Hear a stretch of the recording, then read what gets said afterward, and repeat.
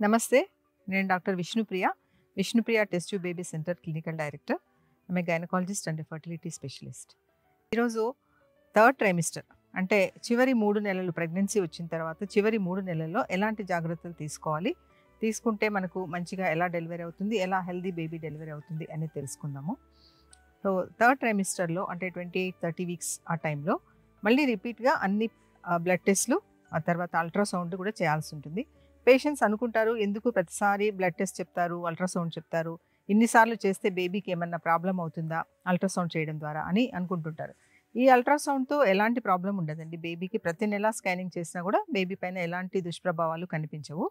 కానీ ఈ టెస్ట్లు చాలా అవసరం. 28-30 వీక్స్లో Doppler scanning and growth scanning అనేది చేయాలన్నమాట. చేసినప్పుడు బేబీ కరెక్ట్గా గ్రోత్ జరుగుతుందా, వెయిట్ బాగా గెయిన్ అవుతుందా బేబీకి, తర్వాత బేబీకి లోపల బ్లడ్ సప్లై ఎంత బాగా అందుతుందా అనేది ఈ డాప్లర్ స్కానింగ్ ద్వారా అండ్ ఈ గ్రోత్ స్కానింగ్ ద్వారా తెలుస్తుంది అనమాట. అలాగే లోపల ఉమ్మనీరు ఎలా ఉంది అంటే లైకర్ అంటారు.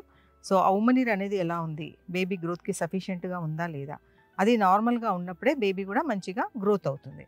అది తక్కువైందంటే దాన్ని ఆలిగోహైడ్రామియాస్ అంటారు. అది తక్కువైనా ఎక్కువైనా కూడా కష్టమే. ఎక్కువ అంటే పాలీహైడ్రామియాస్ అంటారు. పాలీహైడ్రామియాస్ ఉంది అంటే బేబీలో కొన్ని ప్రాబ్లమ్స్ ద్వారా ఉండొచ్చు అని అర్థమవుతుంది.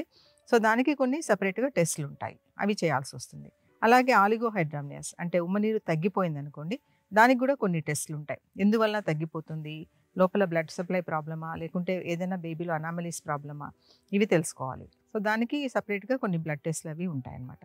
సో అందుకే ఎవ్రీ మంత్ చాలా ఇంపార్టెంట్ ఈ ప్రెగ్నెన్సీ చెకప్లో. అందుకే ప్రతి పేషెంట్ని నెల నెల చెకప్కి రమ్మని చెప్తాము. వచ్చినప్పుడంతా బీపీ వెయిట్ చెక్ చేయడం ద్వారా వాళ్ళకి ఏదైనా బీపీ పెరుగుతుందా, ప్రెగ్నెన్సీలోనే కొంతమందికి బీపీ వస్తుంది, పిఐహెచ్ అంటారు, అలా ఏమైనా వస్తుందా, అలాగే వాళ్ళ వెయిట్ గెయిన్ నార్మల్గా ఉందా.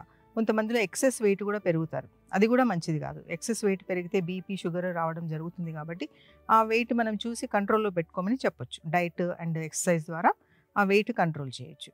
సో అలాగే తర్వాత ఈ డాప్లర్ స్కానింగ్లో బేబీకి ప్రాపర్గా బ్లడ్ సప్లై అందుతుందా, అలాగే ప్లసెంటా అనేది, ప్లసెంటా మెయిన్గా బేబీకి ఫుడ్ సప్లై చేస్తుంది. అన్ని విటమిన్స్ ఫుడ్ అంతా బేబీకి మదర్ టు బేబీకి సప్లై అవుతుంది. సో ఈ ప్లసెంటా అనేది హెల్దీగా ఉందా. ఒకసారి ప్లసెంటాలో కూడా కొన్ని డిసీజెస్ ఉంటాయి, దాని ద్వారా బేబీకి ఎఫెక్ట్ అవుతుంది. సో అలాంటిది ఏమైనా ఉందా.